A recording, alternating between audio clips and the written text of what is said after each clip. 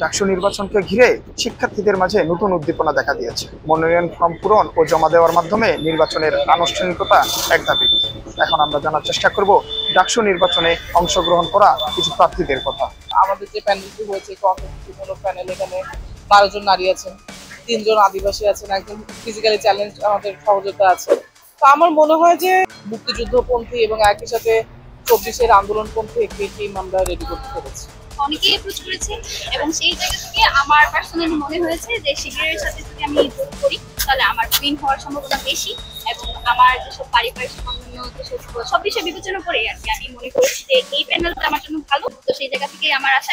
মূলত 19 আগস্ট পর্যন্ত ফর্ম জমাদানের নির্ধারিত সময় ছিল, তবে শিক্ষার্থীদের আগ্রহের কারণে সময়সীমা বাড়িয়ে 20 আগস্ট বিকেল 5টা পর্যন্ত করা হয়। না, আমি অবশ্যই সেটা মনে করছি না। আমি নিজেও তো একদিন বাড়ানোর পরে দাঁড়িয়েছি, আমি স্বতন্ত্র থেকে দাঁড়িয়েছি। সেই এটা বিভিন্ন রাজনৈতিক দিক থেকে অনেকেই অনেক কিছু বলতে পারে। ব্যক্তিগতভাবে আমি মনে করি না যে একটা সাধারণ একটা বিশেষ রাজনৈতিক দলকে সুযোগ করে দেওয়ার জন্য বাড়ানো হচ্ছে। হ্যাঁ, আমার আশঙ্কা হচ্ছে মানে ঢাকা বিশ্ববিদ্যালয়ে ওই জামাতের আধিক্যটা বেশি। এখন এরা যদি কোনো মানে যাকে বলে ইঞ্জিনিয়ারিং না করে তাহলে হয়তো নির্বাচনটা সঠিক হবে। মনোনয়নপত্র যাচাই বাছাই শেষে 26শে আগস্ট প্রার্থীর চূড়ান্ত তালিকা প্রকাশ করা হবে। এরপর নির্ধারিত সময়সূচি অনুযায়ী প্রচারণা চলবে।